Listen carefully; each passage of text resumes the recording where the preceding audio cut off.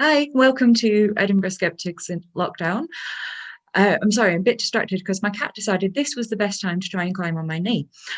So tonight's a bit strange, because for me anyway, because we have my dad to speak for us. A few months ago, before lockdown, the last film we saw was Dark Waters, which is a film about chemicals in the water causing cancer and stuff. So when I got home from that film, first thing I did, I rang my dad, because as a chemical regulator, he could tell me how much of it was true and how much of it was bollocks. And then during lockdown, we got an email from one of our regulars who'd also seen the film and asked us, as a skeptics group, what of this was good and what of it was bollocks. So my first thought was, well, I'll get my dad to tell us because he told me, so he can tell everyone. So my dad, Keith Pennington, has been a chemical regulator for nearly 20 years and has worked in industrial chemicals, since before I was born. So for nearly 40 years now. So he does know his stuff and he's edging towards retirement. And as he doesn't want to piss off his company before retirement, he's not going to tell you who he works for. So this is purely his own opinions. So I'm going to hand you over now to my dad, Keith Pennington. Thank you very much. Thank you. I'll share the presentation that I've put together. So, yeah, really there was two films, I think, that in the last 20 years have touched on the issues surrounding chemicals and regulations and their impacts in the environment. Funnily enough, both of them based in America, but the older one is Erin Brockovich, and as Heather said, the new one that was released less than 12 months ago now was Dark Waters with Mark Ruffalo. So I'll try and briefly, chemical regulations, generally seen as the most boring thing in the world. When people say, when did you want to become one? I think I found myself falling into it throughout my career. Originally, I was an R&D chemist, but slowly but surely took on more of the regulation type work. Obviously, as a 10-year-old, it wouldn't have been on my list of things to do when I wanted to be a footballer or an astronaut.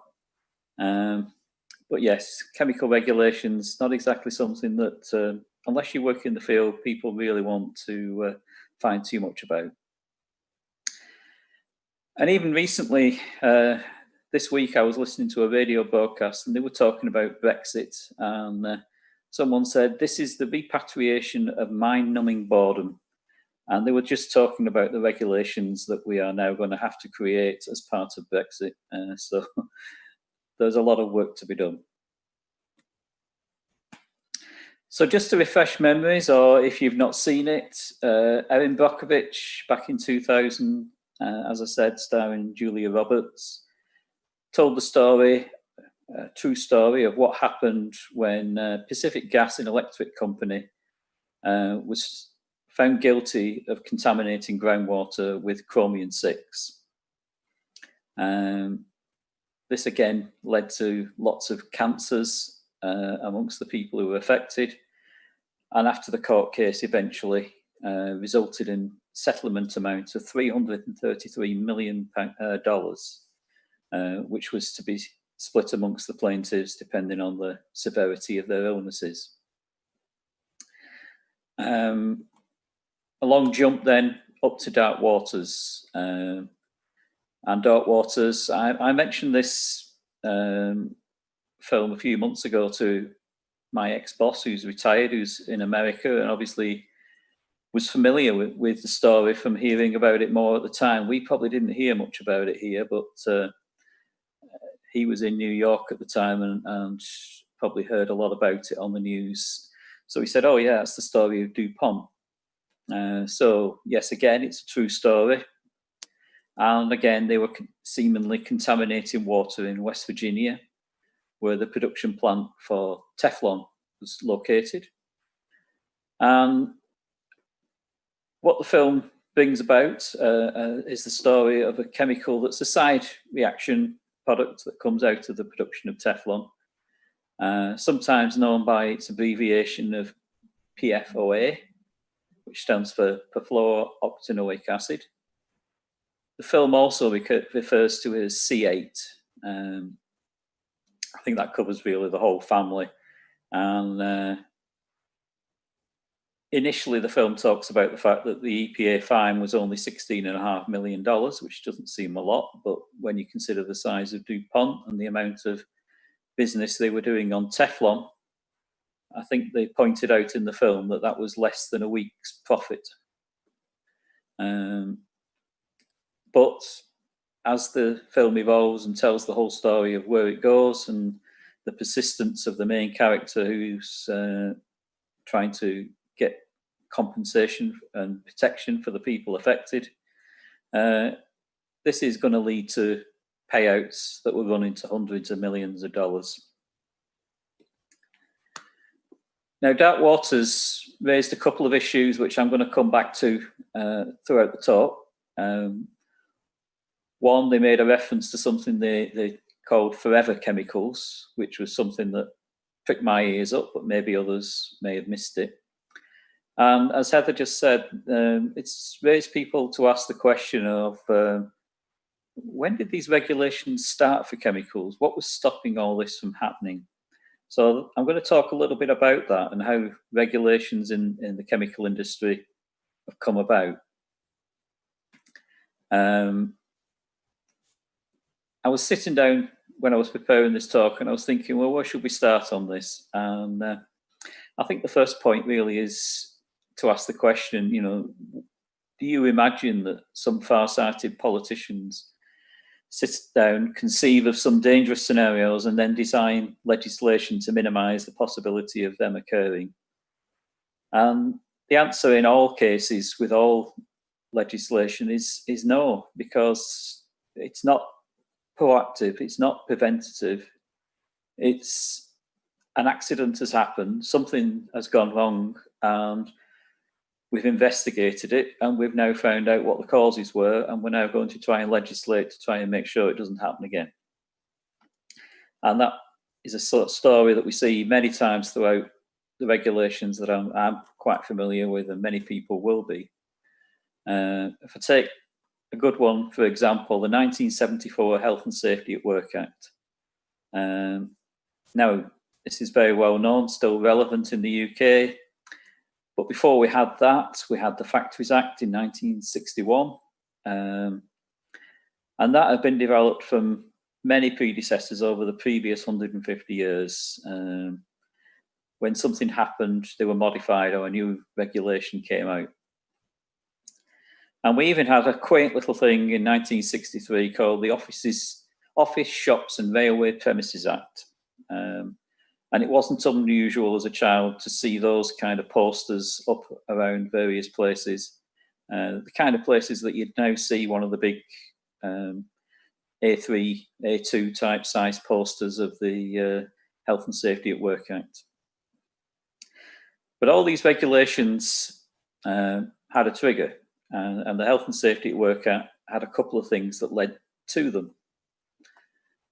So the first thing that was the trigger that started the work behind the scenes for that was a fire in 1968 in Glasgow that resulted in the deaths of 22 people.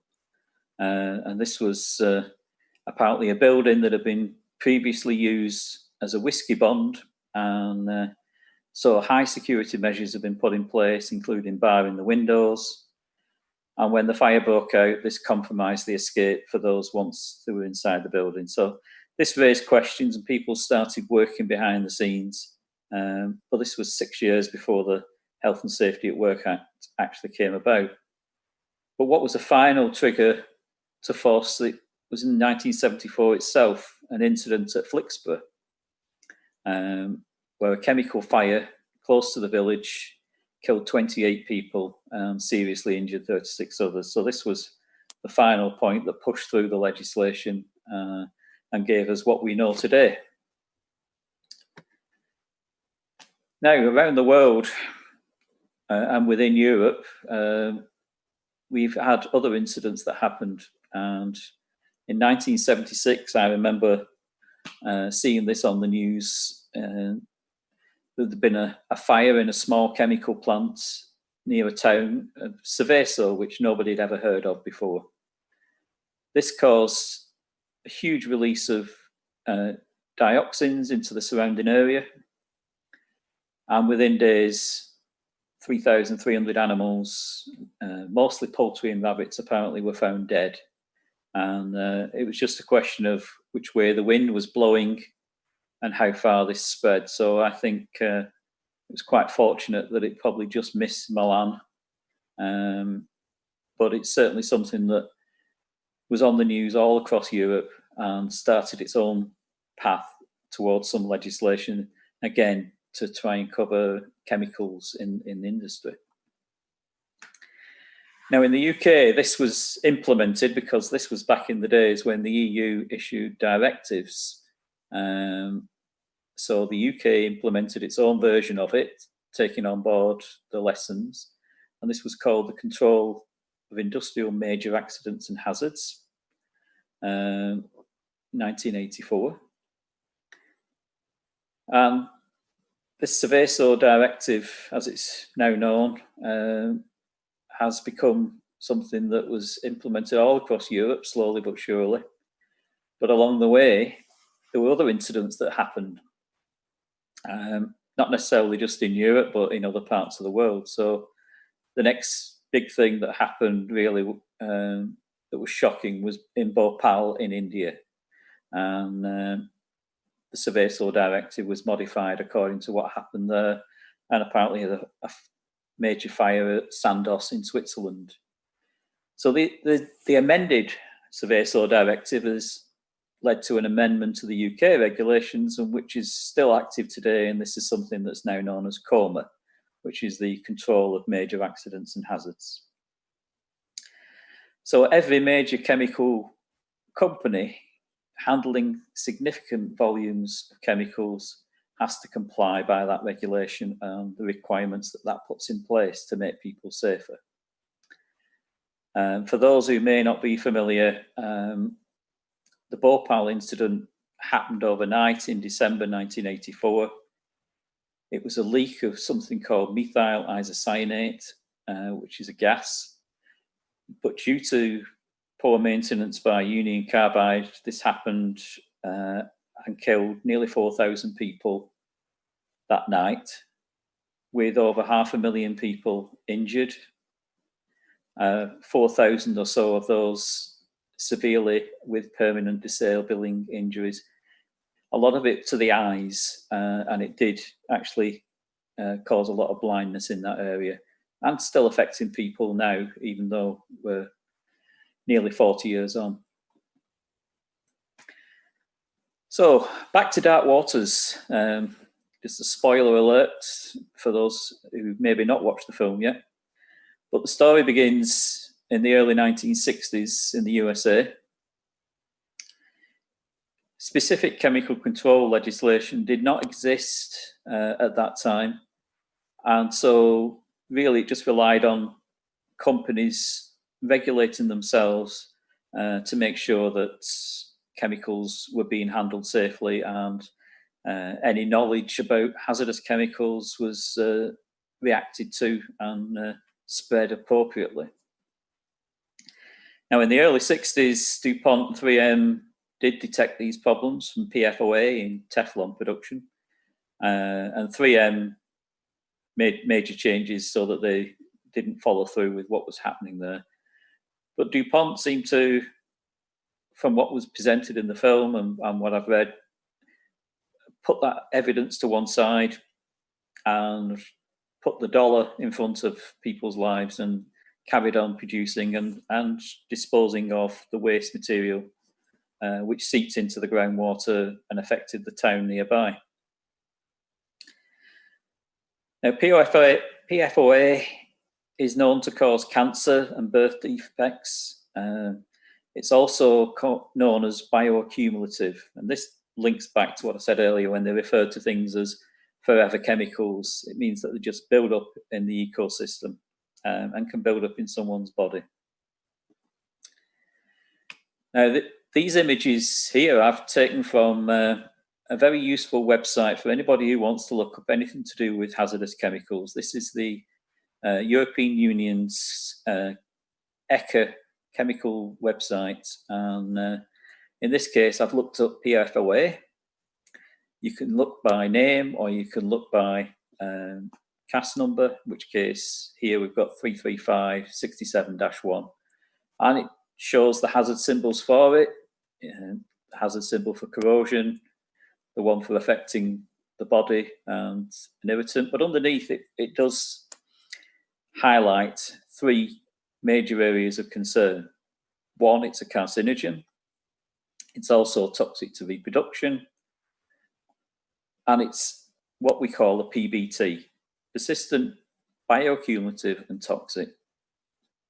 So this fits everything that you probably wouldn't want to have around. And I think the only thing it's missing is it's not a mutagen.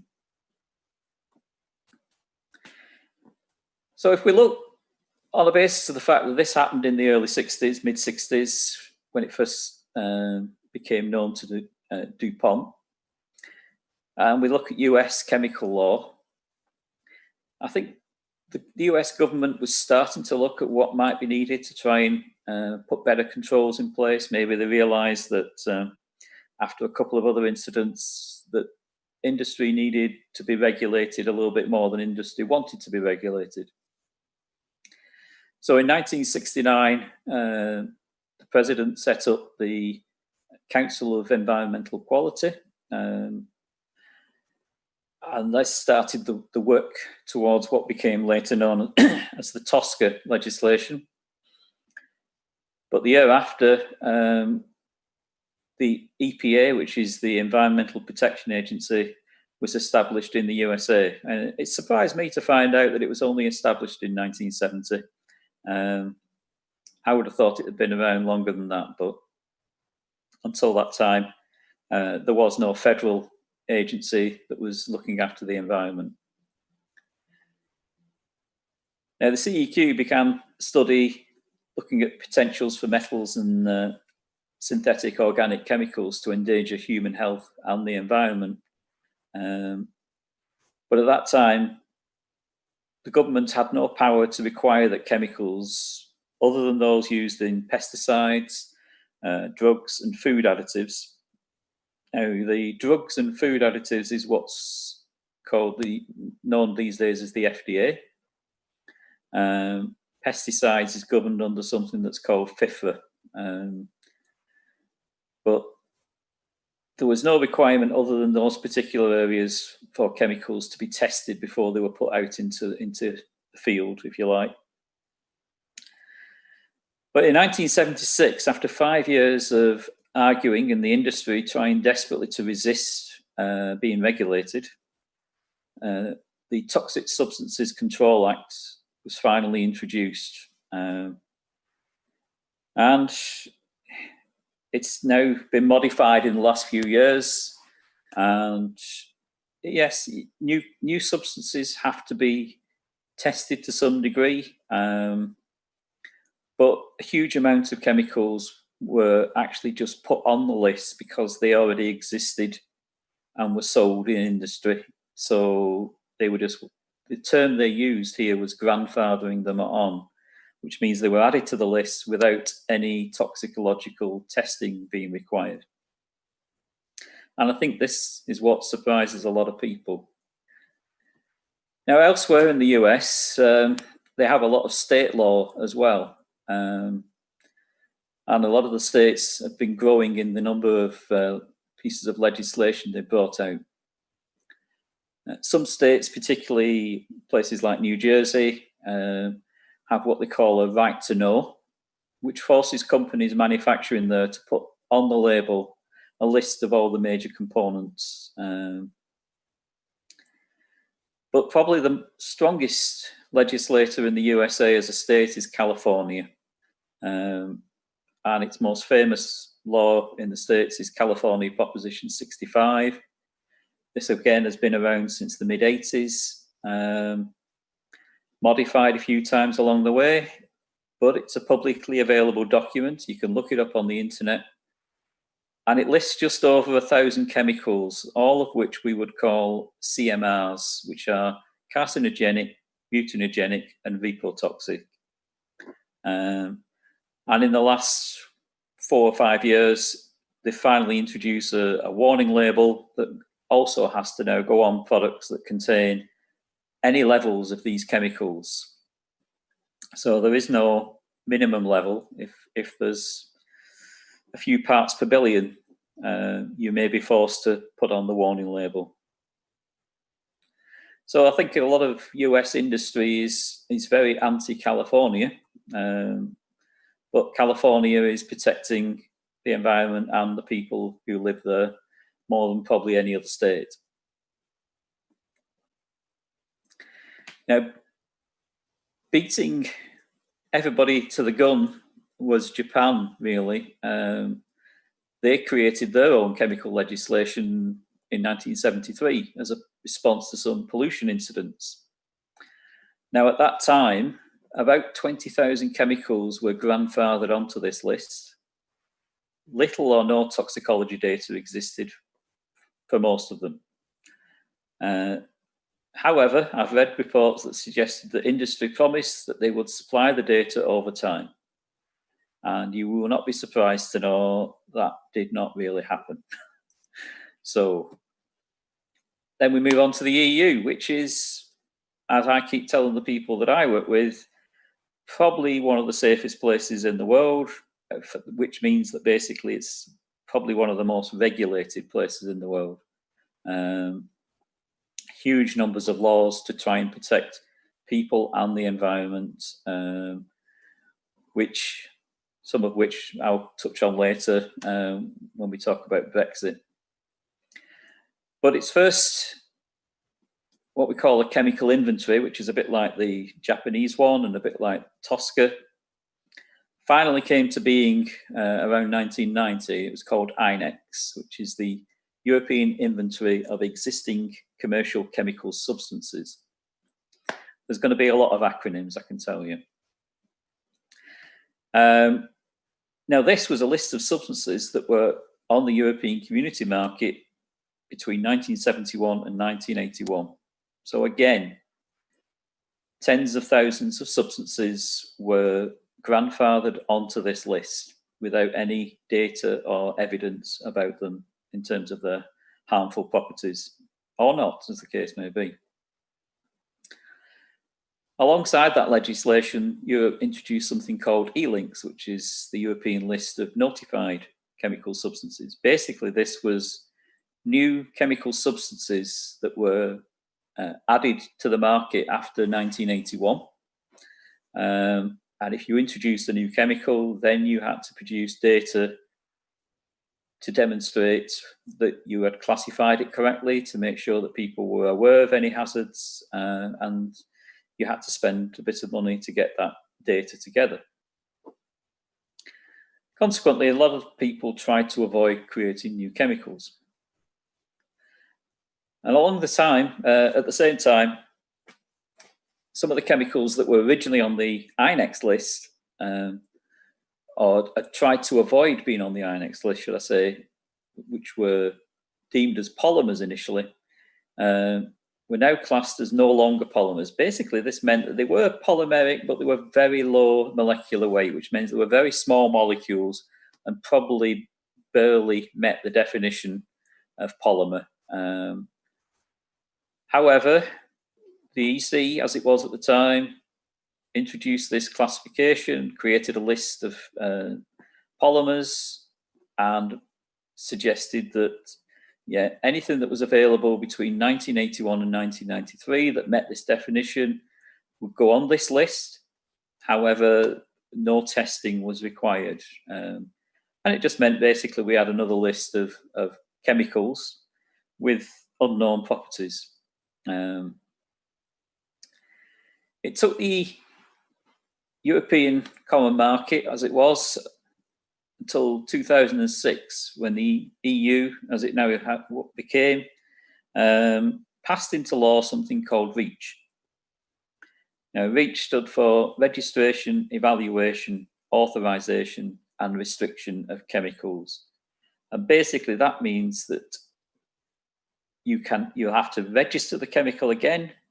They will evaluate the data that you submit. And the material that you're trying to sell may be subject to what they call authorization, which is effectively one step away from a ban, or restrictions. And there's lots of restrictions coming in, which means that you can only use certain chemicals in certain industries or in certain ways or at certain levels in products. Now, this 2006 law was the first time ever in the world that a regulation had forced manufacturers and importers to test 100% of the chemicals sold in the market. There was no grandfathering in. This was everything that was on the market that was more than 1 ton per annum. And it was staged. It wasn't asking for it all overnight, and it took until 2018 before all the substances that were initially pre-registered in 2008, it took 10 years for everything to be submitted with a package showing any toxicological data that was required for that tonnage level. So this was done with the most hazardous or suspectedly most hazardous materials like the CIMAHs, and also the highest volume. So anything more than 1,000 tons per year was in the first wave and had to be registered by 2010. 2013 took care of the next lot, and basically the low tonnage, low risk materials were all done by 2018. And that's pretty much where we are now. So anything new that comes into Europe, anything new that's created, before it can be marketed, has to be registered under REACH. So it has to have toxicological data on it. So UK law. I've listened to a lot about this over the last couple of years. Post-Brexit, who knows? Deal or no deal? We may as well have Noel Edmonds running the country, to be honest, because he'd probably do a better job. We're in a situation where nobody quite knows what's going to go on.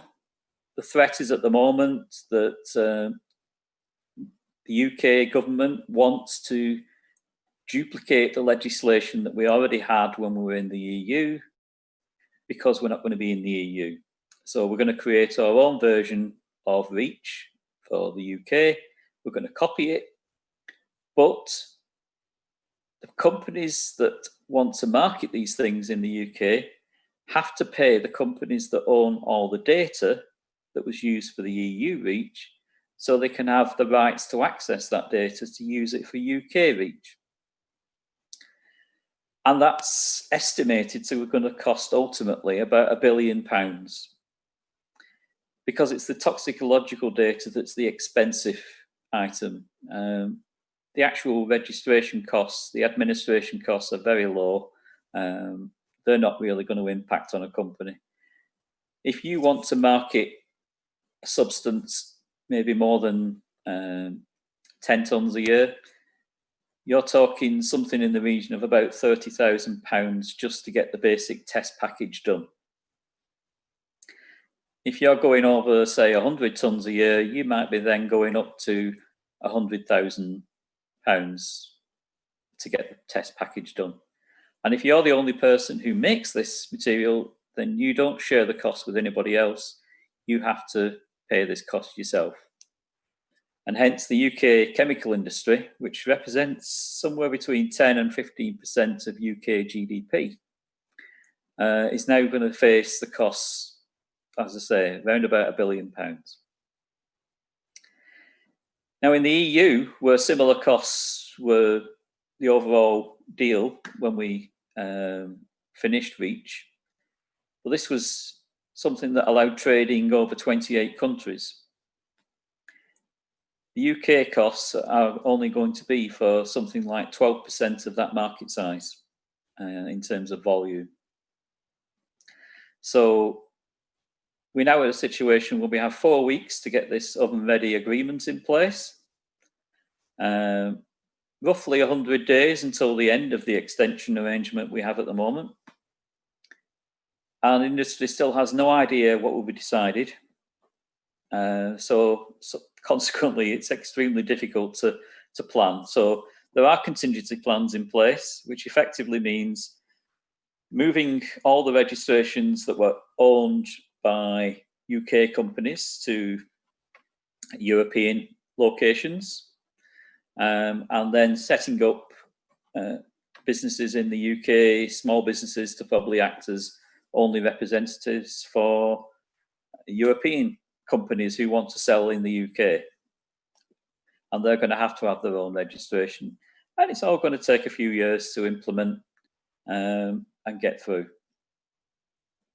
Now, a survey that was done in June this year by Chemical Watch, apparently 20% of the respondents said they will move operations out of the UK if there is no deal, because they don't want to face those costs, and they'll probably withdraw from the UK market. And as the Chemical Business Association had on the front of the recent Brexit brochure, they were talking about to boldly go where no country has gone before. And I'm afraid that's what it feels like to the industry. So let's go wider afield. We'll look at what's happened around the globe in terms of regulatory impacts and efforts. So there's been three main pieces of global treaty that have occurred over the last 40 years or so. We have the Stockholm Convention, which deals with what we call persistent organic pollutants, and effectively that's the kind of thing that we were talking about in dark waters. That falls into that category. So this is a global treaty to protect human health and the environment from these materials. And it entered into force in 2004 and had 150 countries signed up to it. Then, similarly, we had the Rotterdam Convention. Now, this is probably less well known by its name, but it's known primarily around the industry as the prior informed consent procedure. And it's, again, promoting shared responsibility and efforts amongst parties in international trade for certain hazardous chemicals, again, to protect the health of humans and the environment from potential harm. And this came into force in 2004. And basically what it means, you've got a legally binding obligation that if you manufacture something that falls onto this list, it's deemed significantly hazardous, and you want to ship it to another country in the world, to a customer, you have to notify the government of that country via this prior informed consent procedure that you're going to be shipping it, and they have a time period of maybe, I think it's 90 days or so to respond. If they don't respond, then you can just send it anyway, and we'll assume that consent has been given because they've not bothered to answer. Now, probably one of the most well-known ones is the Montreal Protocol, because this one is a globally coordinated action to control ozone-depleting chemicals. 191 countries have ratified the treaty. Now, it first entered into force in 1989. It's been revised 9 times since then, adding new materials to it, as we've discovered that chemicals that maybe were created to replace some of the worst of the ozone-depleting chemicals have been found to have some impact on the ozone themselves, and consequently, this has been a major factor to try and affect the what we call the hole in the ozone layer that was over the South Pole. So has the Montreal Protocol been successful? Well, probably a bit of a clue here is a photograph of this lorry in China outside a plant that's labelled as a chemical company with a board declaring itself as a farming plant to disguise what we call CFC-11 usage. Now, CFC-11 is a chlorofluorocarbon, one of a huge family, and it's probably one of the most common ones that we used in everybody's fridge as a refrigerating agent. And it's also one that's probably used to be used a lot in aerosols. I used to make aerosol products with this. So it's a propellant. So it very easily turns into a gas at room temperature with a lot of pressure. So we did think that the Montreal Protocol was being successful until relatively recently. More successful than was expected, really, because measurements of the ozone hole over the South Pole showed that it had been shrinking faster than was anticipated. However, that's slowed down, and a scientific paper published in Nature found significant unexplained increases in emissions of this band CFC11 in the atmosphere originating in East Asia, probably since 2012. Now, a later investigation by the Environmental Investigation Agency in 2018 has now got evidence from 18 companies in 10 provinces of China that they use CFC11. Detailed discussions they had behind closed doors with company executives have made it clear that these are not isolated incidents, but instead they represent common practice across the industry in China, something which the Chinese government adamantly denied when Nature first published its article suggesting that it was happening in China, and the Chinese government have been in denial all the way along that this is actually happening. But I've encountered other situations in China where these different provinces, it's a case of they don't always follow what might be the national legislation coming from the central government, and it takes a long time for these things to filter through and become applied. So I think this is a situation with CFC11, because if nobody's policing it, it's extremely effective at what it does. It's very cheap to make, and they've been making a lot of what they call insulation products, so polyurethane foam that's used in insulation for buildings, and a lot of that's been made with CFC11. Currently, we have a situation where, despite all this that's been found, nobody's going to jail and no business facing crippling fines being applied to them. So maybe the Montreal Protocol was successful to a point, but it needs a little bit more enforcement. Now, what we're facing in the industry is, with a lot of this legislation, we're seeing businesses relocating to other countries. So I've asked the question here, why is the chemical business relocating? A good example of this is what was the EU textile coating business. This is things that might be used in waterproof, breathable clothing, walking gear, hiking gear, that kind of thing. This moved pretty much out of the UK and Europe, probably out of America as well, but I wasn't involved in that particularly directly. And it pretty much moved to South Korea and China in the 90s. Probably because it was cheaper labour, but equally at that time, there was no chemical legislation in South Korea and China. Now, South Korea and China are facing increased labour costs. Plus, they have a huge amount of legislation around chemicals.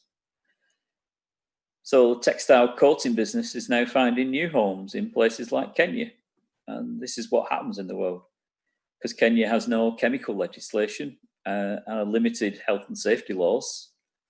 So with the low cost of employment, the business has low costs to operate. So now the UK, EU, USA have got no hope of being competitive in that market. It's just moved to somewhere where it's cheap. And this ties into really what I think a lot of industry in the countries where legislation exists are quite worried about, particularly in Europe. They feel that these kind of situations are threats to businesses. because if a chemical's used in a country where they don't have regulations to produce what we would call a final article, so either a coat or some shoes or a piece of machinery, all these fall outside the chemical regulations. So when they're imported back into the EU, they're outside the scope, and they don't have to worry that certain chemicals that might have been used in the process may have been banned in the EU. As long as they're not present at greater than 0.1%, then they're okay to ship the final article back into the EU. So throughout the REACH process, one of the things that was of great concern to the industry was that they would lose some business, lose some jobs, and these would find themselves going to cheaper areas and cheaper areas with no regulations. And there's been examples of that, and one that I thought about originally when I was putting this presentation together was a UK company that was making organomercury compounds in the south of the country. These organomercury compounds were found to be extremely toxic. Not surprisingly, there was a lot of pressure on the company. So they moved all the production out of the UK to South Africa, where there was a documentary a few years later showing how drinking water that villages were using had been contaminated from the plant just up the stream, where they were still making the organomercury compounds, which were known to be very toxic. And that company has, in the last few years, completely pulled out of that business, but not without moving it somewhere else first and probably putting people's lives at risk. So how do we know what's hazardous, what's dangerous? Well, we now have a system used in many, many countries. I've called it here by its acronym that it's known by, GHS, and we have the GHS pictograms, some of which you may be now familiar with because we've changed what we used in the UK and Europe in the last few years, as Europe in 2008 started to adopt this system. We used to have symbols that were on an orange background. They weren't always the same as these symbols. There were one or two new ones. And the one that's the newest, oddly, is the one in the top left-hand corner, which is about health hazards, which shows the human torso with what looks like an explosion or something happening nasty in the chest. And this is used to represent things that are carcinogens or reprotoxins or mutagens and various other nasties. Under the old legislation, they would have been given a skull and crossbones, but that's now been reserved purely for using in situations where something is what we call a poison or acute toxic material. So you may have seen some of these symbols on items around the house, cleaners and so forth. But GHS stands for Global Harmonised System. That's the ideal. It was created by the UN, developed sometime around about 2000, although talked about for a long time before that. And up until the last 10 years or so, 10, 12 years, various countries around the world had a system for labelling hazardous materials, but they were different. So a hazardous label in Canada would look different to one from Europe, and that would look different to one from the USA. And other countries would sometimes just accept one of these labels if they didn't have their own system. So it really was a bit of a mess. At the moment, we'd ask the question, is it global? Well, not really. Many countries have adopted it, but not all by a long way yet. Is it harmonised? That's the real difficult one, and it's certainly not, because what this system is it's like a toolkit, and countries have utilised from this toolkit what didn't already conflict with what they had previously. So they've not adopted the GHS system wholeheartedly. They've cherry-picked what matched what they already had, which means that we can have a situation where something can be labelled as hazardous in the USA, but in Europe it's labelled as non-hazardous. And it's the same chemicals. However, the third one, system, yeah, it's a system. So 1 out of 3 ain't bad. Eventually, we hope, but it might take 10, 20 years or more, we might have a situation where any product in the world will be labelled using the same parts of the toolkit and everything will be labelled properly. So let's have a look at an example of something that's carrying a GHS label. And I've asked the question here, how safe are common chemical products?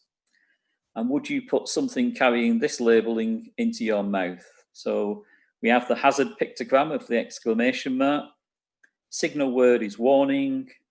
And it has 3 hazard statements, basically causing skin and eye irritation and an allergic skin reaction. The precautionary statements tell you avoid breathing, wash the skin, wear eye protection, wear gloves. Looks pretty nasty. And this is Colgate Cavity Protection toothpaste. And that information I had on the previous slide was taken direct from a USA safety data sheet. And what else does it say on the safety data sheet? It says if you ingest it, it may be harmful if swallowed in large quantities. If you swallow it, drink 8 ounces of clear water and get medical attention. Be careful cleaning your teeth. So I feel now we're having a bit of fun, and I hope you're all feeling safe. Now I'll come back to forever chemicals. We're back to dark waters. These days, and we scientifically refer to this now as either PBT or VPVB. And PBT is probably the more common of the 2 categories. And this is what I've mentioned earlier.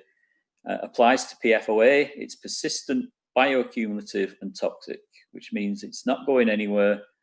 It builds up in the body and it doesn't do you any good. And the VPVB, very persistent, very bioaccumulative, might not cause as much harm, but it ain't going anywhere. So definitely falls into this category of a forever chemical. Now, NGOs or non-government organisations, some major downstream companies, people like maybe Levi Strauss, Sony, people who really influence the industries that they're in, they're pushing something that's called the SIN list. Something you may not have heard of unless you're involved in the industry. I hadn't heard of it when I first came across it, and I've said here, the SIN list, be very careful if Googling this on a company PC.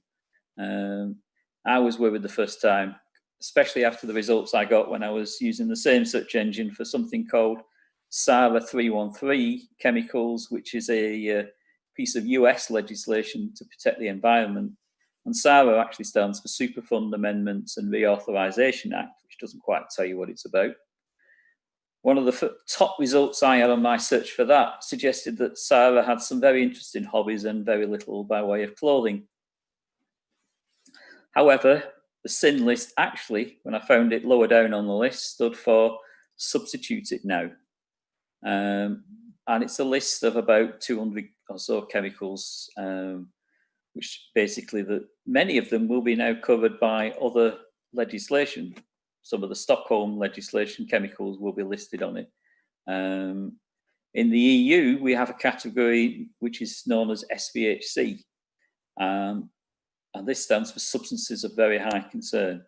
Anything that falls into this category under REACH will be subject potentially to either authorization or restriction. And the EU will look carefully at what is the most appropriate way to make people safer for those kind of chemicals. The idea being, again, to come back to this substitute it idea, anything that's an SVHC, essentially customers further down line don't really want to see it in the products they're buying, and the pressure is on the manufacturers to find an alternative and substitute it with something that's safer.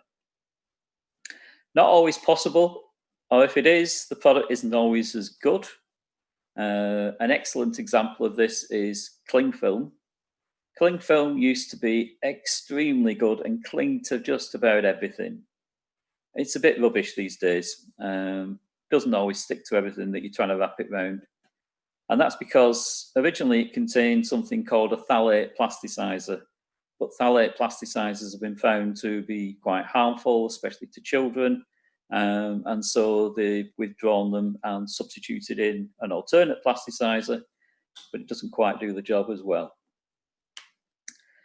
So this SIN list, developed by an organisation, a non-profit organisation called ChemSec, again, they're working to try and make things safer for human health and the environment. Founded in 2002 by various environmental organisations, funded by grants from authorities and foundations, so definitely not making any money. And the development of the SIN list has been carried out in close collaboration with various scientists and technical experts, probably mainly from Europe, also from the USA, trying to promote ideas. And many of the ones that have not been adopted yet on the SVHC list in Europe are perhaps what we would call endocrine disruptors. And there's some chemicals out there which you really don't want to get in the water. A good example would be something that used to be in detergents until a few years ago, but it's basically non-alphenol ethoxylates, and if these get into the water, it effectively acts as in the same way as estrogen. So all the male fish effectively get transformed, and suddenly you've got no male fish in the river, so the number of fish in the river will die out quite quickly. So those are the kind of things that we are trying to get rid of in the industry. So getting close to the end here, we're looking at, is everything safe now? So after nearly 50 years of various international legislation, we're still looking at issues from what started all this. All the issues from PFAS, they're not really under control just yet. After I was asked to do this, I picked up on some articles that came out in the last few months. In July, we had one saying New York lawmakers vote to ban PFAS in food packaging. You'd like to think they'd have done that before, but maybe we're getting there. 2 weeks later, we had another article saying more North American restaurant chains pledged to phase down, not phase out, but phase down PFAS in food packaging. And then a week later, Garmin applied to the EU to try and ask for an extension with the EU's restriction coming in on PFOA, because they were trying to redesign products, but the supplies have been hit by COVID-19 issues, and so they were slower than possible coming to the market with what they wanted to replace it with. So they're asking for an extension. So the middle one of this was interesting. It was talking about, food packaging and trying to get rid of it. Well, 2 NGOs found no evidence of PFAS in 67% of tested samples from the 3 burger chains, McDonald's, Burger King and Wendy's. So that's a positive headline. 67% didn't have it. It means that 33% did, but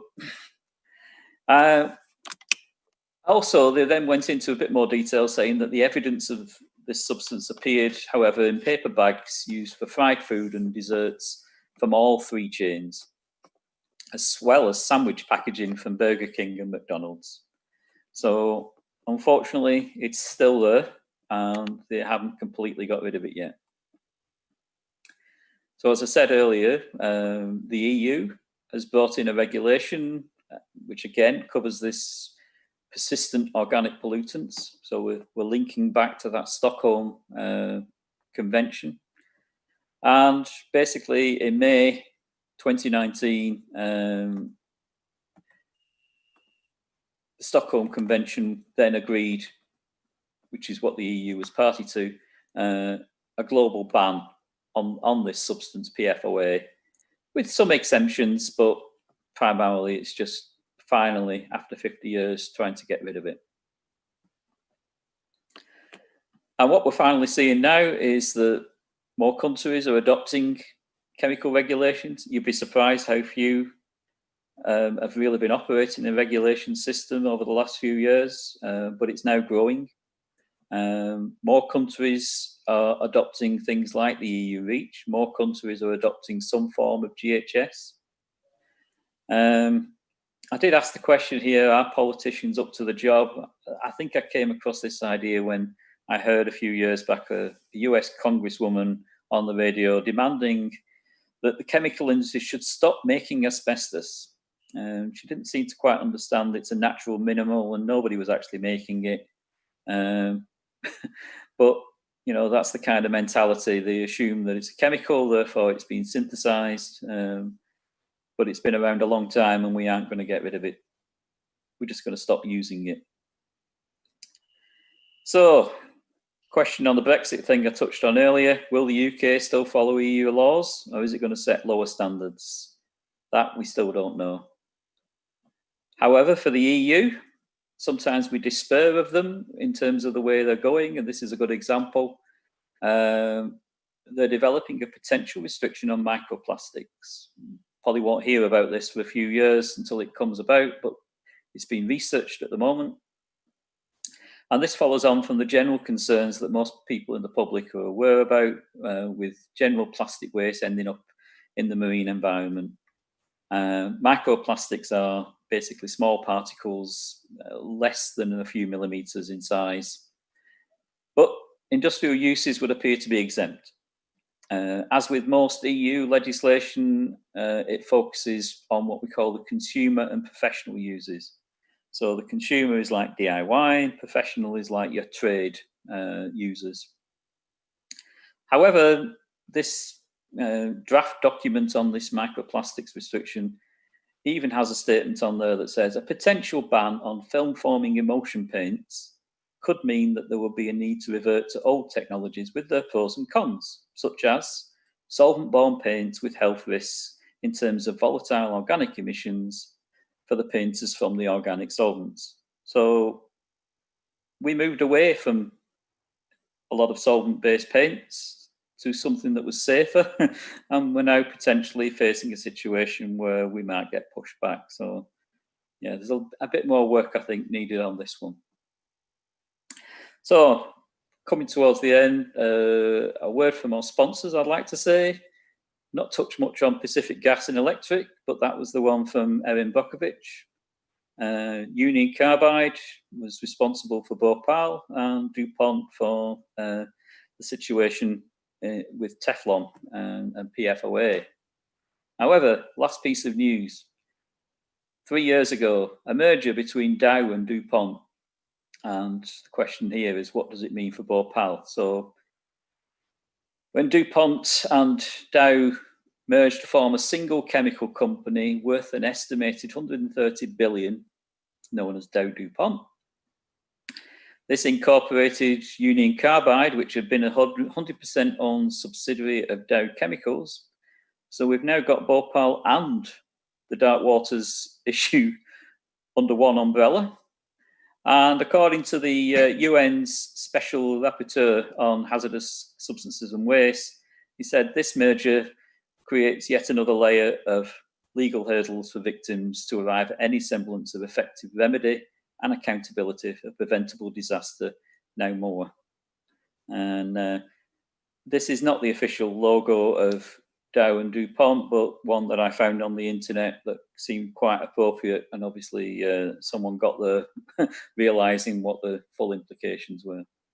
So that's the Dow DuPont. So thank you. I'm hoping you're not asleep and listening to Hill Street Blues saying, let's be careful out there.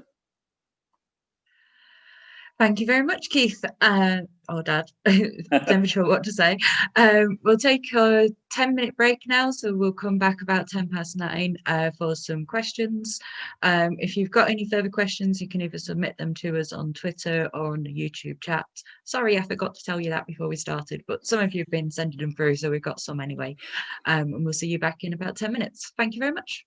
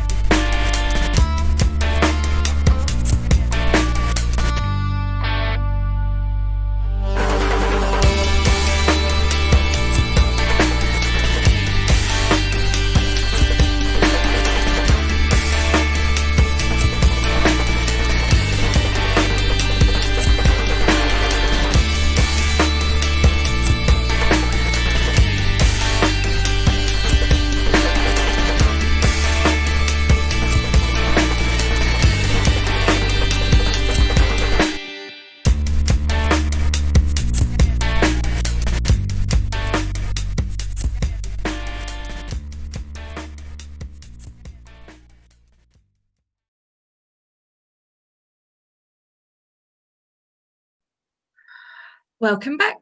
Welcome back, Dad. We've got some questions. So first question from Sean. Do investigators focus on lessons learned from their investigations into chemical disasters, and from that propose any strategy or recommendation changes rather than simply looking for culprits in a blame game? So are they like pragmatic with their response, or are they just trying to blame each other?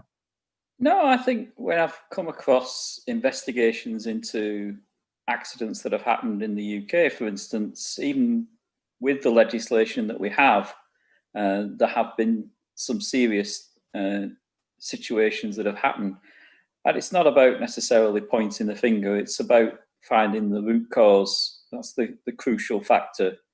And that's ideally what our systems are now designed around, is to try and look at the root causes so that we can, if something happens, we can try and eliminate them.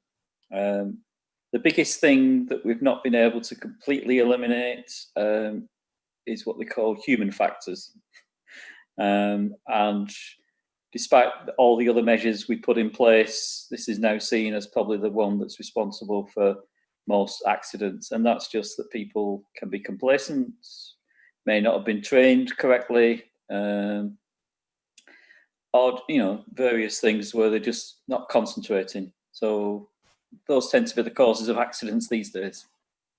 Yeah, I understand that's what happened with Bhopal. People weren't being trained sufficiently to deal with the dangerous chemicals they were working with, and that's what caused the accident. So yeah, it was, from what I understand, it was maintenance and the equipment hadn't been maintained properly, and so basically sprung a leak, and with disastrous consequences. And I don't know of a situation where there's been a chemical incident that was as significant as that one.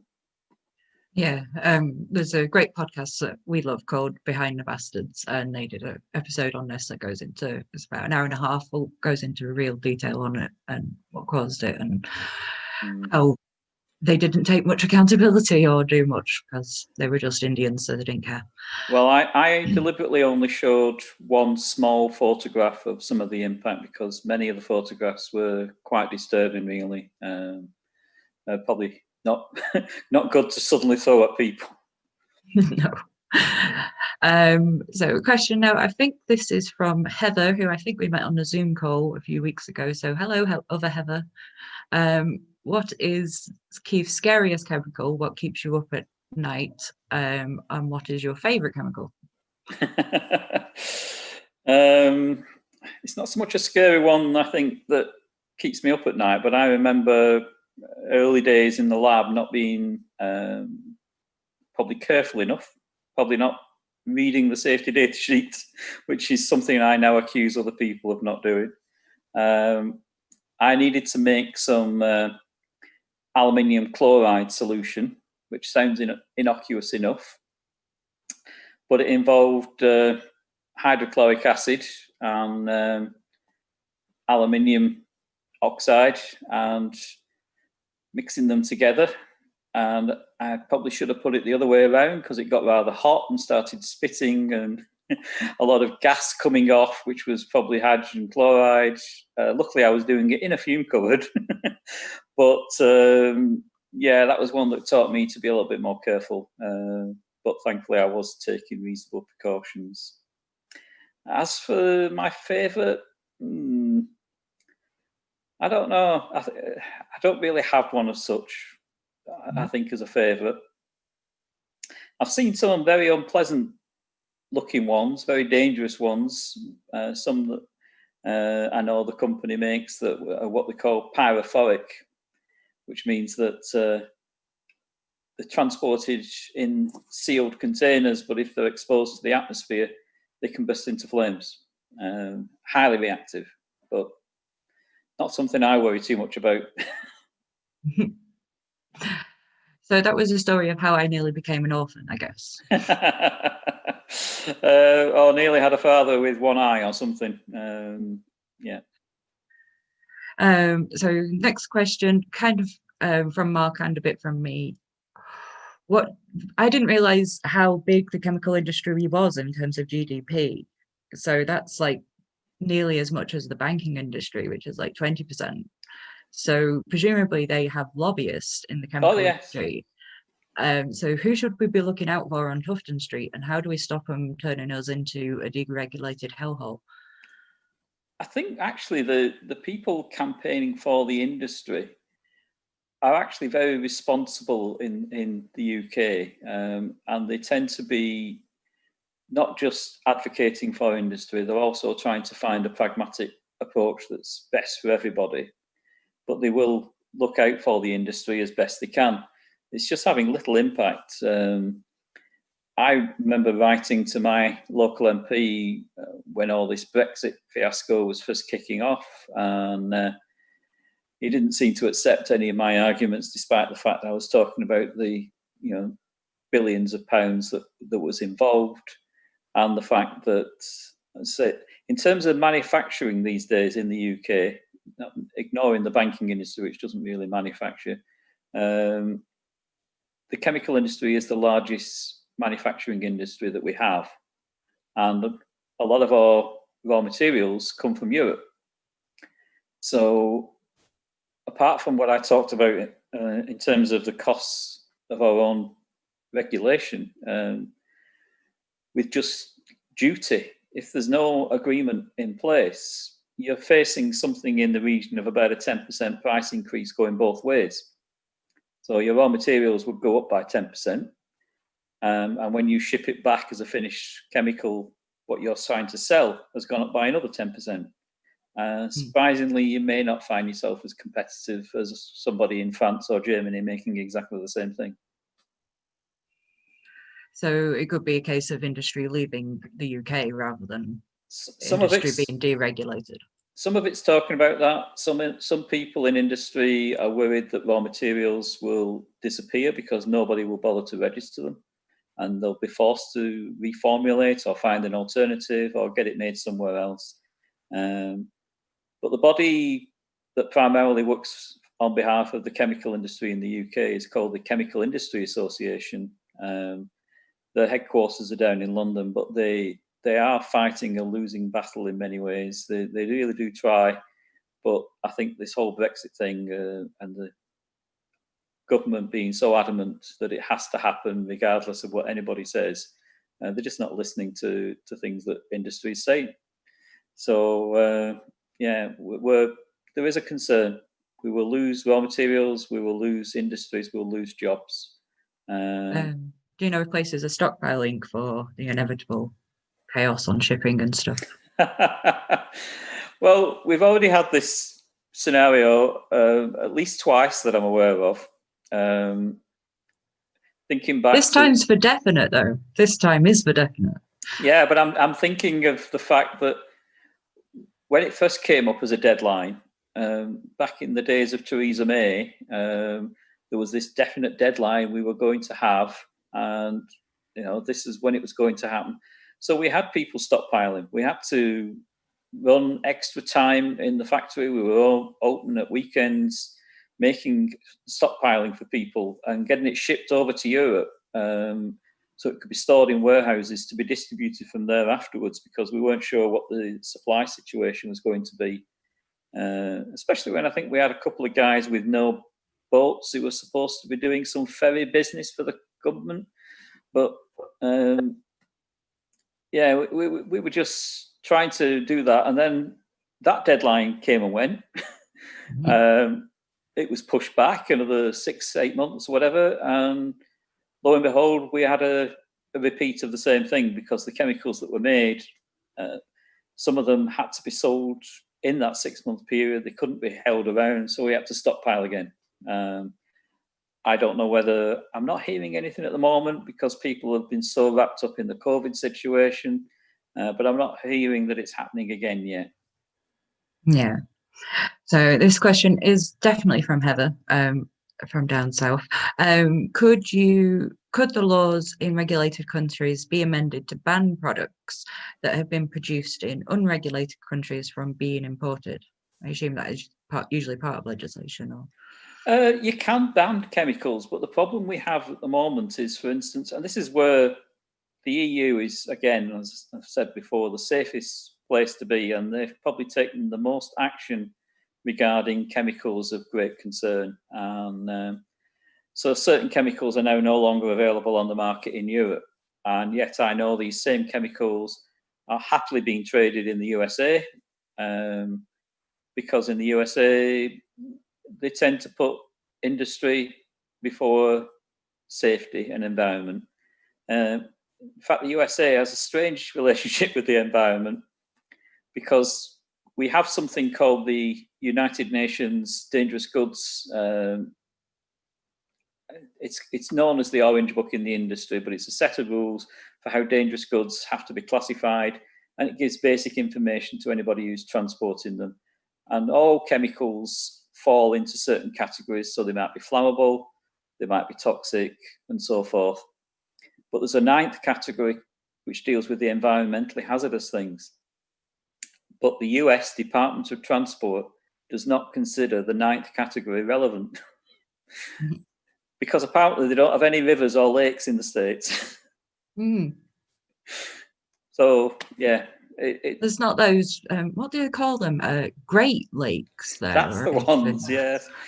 No, it is a problem, because I get asked this question all the time from people because I look after the business globally, and they'll say, oh, is there a pressure on this substance? And I'll say, well, yes, there is in Europe, but not in the USA, not in South America. Currently, there is no regulation of chemicals by way of a chemical inventory, which is where they want this toxicology data. There's none of that at all in any of the South American countries, but Brazil is looking at it. I heard this week that India is looking at its own version, finally, of copying what the EU did with REACH. But you can imagine the size of the chemical industry in India is huge. And when they faced incidents like that happened at Bhopal, they still didn't do anything about it. It just seems surreal that this goes on. But unfortunately, this is the reality in the world. But people are slowly waking up. Legislation is getting better. I think the only thing that I've suggested, I think, would be a far better idea is if this was done centrally via the UN. Because what happens is these regulations tend not to be really about protecting people or the environment. They tend to become about protecting the industry in that country. So the barrier to trade, to make it more difficult for people to ship in from another country. And this is how, it just becomes, you're constantly trying to find ways around these barriers that keep being put in your way. If it was centrally regulated, then there wouldn't be any barriers and free trade could happen, but we'd have a lot more information available for all these chemicals. Yeah.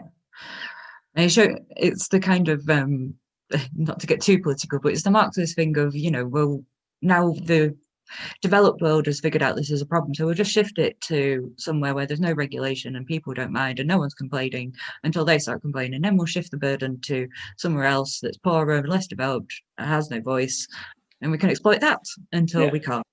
That's what I talked about with the textile industry. It's a good example of it being moved around to a cheaper environment, one less legislated, and eventually people will run out of places to go. So, yeah, hopefully, because that means all the world is in a much better place and there's no one left to exploit. But I'd like to see it. I mean, some of the stories I've heard about, and I've read these in things like visit reports.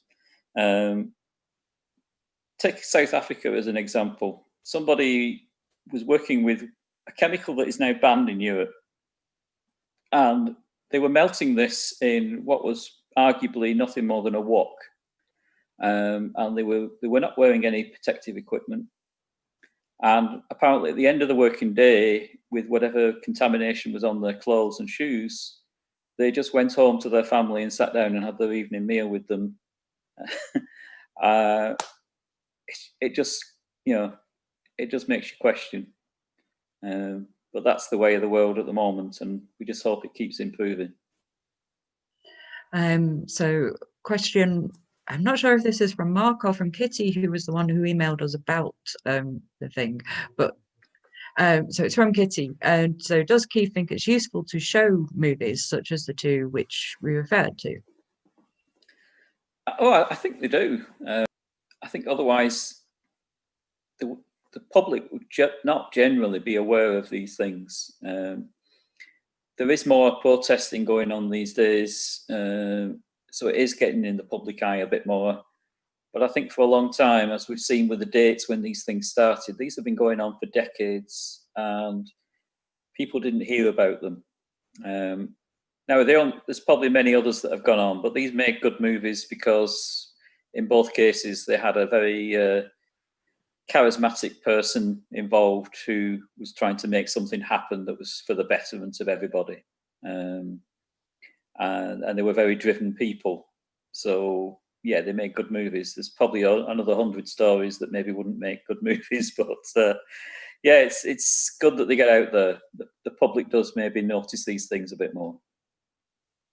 One thing that occurred to me when you were talking about that Californian legislation is we often come across that in Skeptic stuff, because we merchants, as we call people who sell you bullshit, like to scaremonger about that. So as soon as that California warning's on, like, this is going to kill you, and you know, over exaggerate about it. So is there a harm of maybe warning the public too much so that there is that kind of alarmist attitude? Or a kind of blasé, oh, we see that all the time, it doesn't mean anything? You can imagine that ultimately, if you just look at it, go back to the human factors argument, if you see a warning all the time, you start to become complacent, you don't take it on board. But because these labels are primarily aimed at things that would end up in the shops that anybody could go and buy from the street with no training or experience on, at least it gives them an alert to say, this might be dangerous. And other companies will then try and formulate and market something that doesn't need to carry the warning, because they'll see that there's an opportunity to sell more products, because people would rather buy something that's safe than something that's not. Yeah. Well, yeah, it's just because we get a lot of things that, you know, non-chemicals and chemphobia is like a whole thing that people like, all natural, and yeah. like the idiot congresswoman who didn't realize asbestos was a natural product. Yes, well, this is it. There are a lot of natural things out there that aren't necessarily that safe. But one of the really good things I didn't stress that's come out of the EU REACH legislation is, because of that work, we now have information on something like 30,000 chemicals that we didn't have before. It's meant that quite a number of chemicals, and some of them are natural, but quite a number of chemicals now carry higher levels of warning about the hazards. And I keep getting an interesting reaction from some people in the industry. Oh, no, it can't be. And it's like, well, it's no more harmful now than it was 10 years ago when you started buying it from us. The thing is, we know more about it now, so we're telling you how dangerous it could be if you don't handle it properly. And that's the case again. These hazard warnings are warning you what the hazard are. It doesn't tell you what the risk is. The risk is about how you handle it. A good example that somebody who worked for our company used to quote was coffee. If you analyse coffee, it contains quite a lot of nasty carcinogenic chemicals, but they're in there at such a small amount that you would have to drink something like, you know, the size of a football stadium in a year to actually suffer any harm from it. But it doesn't mean to say that, yes, we know it's there, but it's in at such a small amount, it's not going to really cause any harm. Yeah, it's like one of our skeptics mottos is, you know, it's the dose that makes the poison. The blood thinner that I take is used as a rat poison in other contexts, but I need it to stay alive. So yeah, it's always circumstantial. Well, I think that's all we've got in terms of questions. So thank you very much for your time tonight. Okay. And I'll speak to you soon. Yeah. But thank you very much for joining us, and thank you for everyone for watching. We haven't got our event organised for October yet, but we will keep you updated on social media when that has been sorted, and we'll see you then. Thank you very much.